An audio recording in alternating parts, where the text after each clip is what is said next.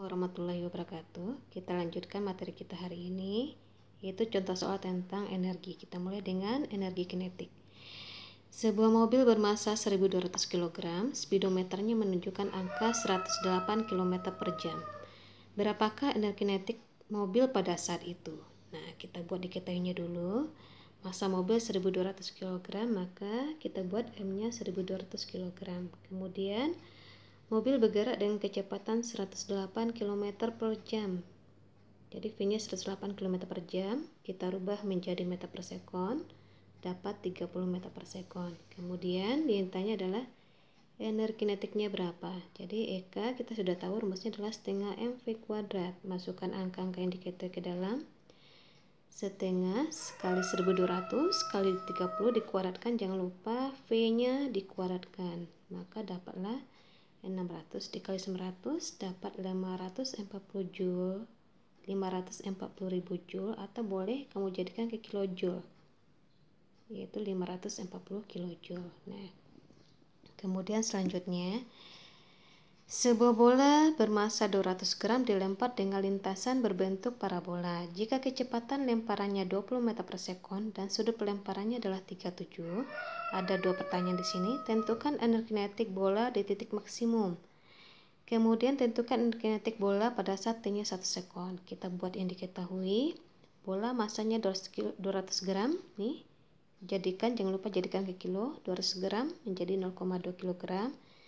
Kemudian bola dilemparkan dengan kecepatan 20, karena dia mengalami gerak parabola, maka yang 20 ini adalah kecepatan awalnya. Kemudian sudut pelemparannya adalah 37. Pertanyaan pertama adalah berapa energi kinetik bola di titik maksimum. Jadi kalau kita gambarkan lintasan parabolanya, jadi bola dilemparkan sehingga membentuk lintasan berbentuk parabola. Nah, yang titik maksimum adalah titik puncak, titik tertinggi. Yang tanyakan sekarang adalah berapa V di titik ini, di titik maksimumnya. Kemudian yang kedua adalah tentukan energi kinetik pada ketika kinetik bola pada saat T-nya 1 sekon. Nah, jadi pada waktu 1 sekon kira-kira bolanya berada di sini. Nah, kita mulai dari yang pertama dulu. Nah, untuk mencari berapa energi kinetik pada titik maksimum, rumus kita biasa setengah mv kuadrat, tidak berubah. Kemudian yang jadi kendala adalah berapa V bola pada titik maksimum. Jadi di titik maksimum ini V-nya berapa. Nah, kita keluarkan rumus konsep gerak parabola yang sudah kamu pelajari sebelumnya. Nah, seperti biasa pada saat kita menghitung apapun yang dihitung, kita harus gambarkan kecepatannya. Nah, kecepatan awal tadi adalah 20. Jadi kalau 20 titik awalnya di sini, maka kecepatan awal digambarkan di sini. Ingat, menggambarkan kecepatan pada sebuah kurva cukup dengan menarik garis singgung di titik itu. Nah, jadi kalau titik awalnya di sini, maka kecepatan awalnya cukup tarik garis singgung di sini. Maka kecepatan awal kita 20, gambarnya seperti ini. Kemudian selalu diuraikan ya. Satu terletak pada sumbu X, V0 X, satu lagi V0 Y. V0 X-nya 16, V0 Y-nya 12. Kemudian yang ditanyakan pertama adalah berapa kecepatan di titik maksimum. Gambarkan kecepatan di titik maksimum.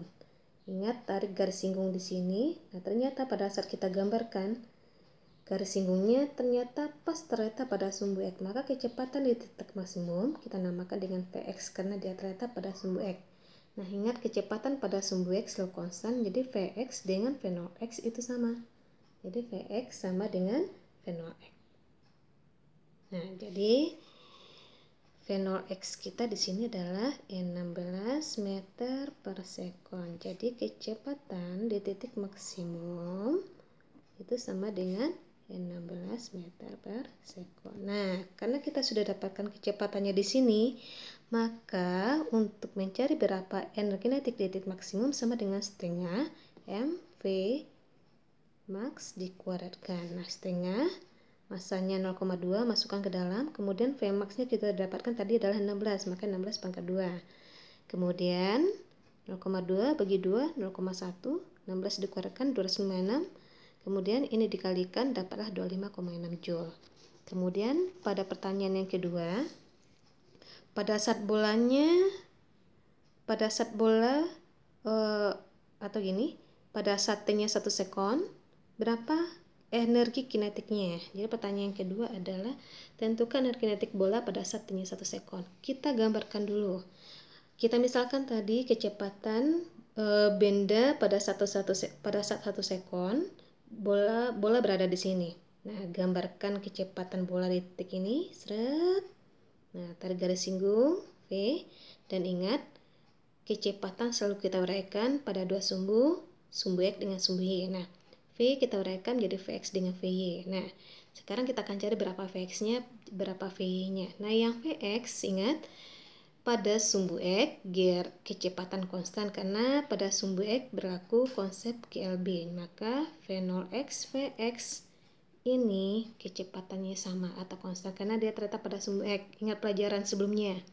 Jadi Vx tidak perlu kita cari lagi karena sudah ada, yaitu 16 meter per sekon. Tinggal kita cari V-nya berapa. Nah, konsepnya pada sumbu Y berlaku konsep GLBB, yaitu gerak vertikal ke atas. Maka gunakan rumus gerak vertikal ke atas.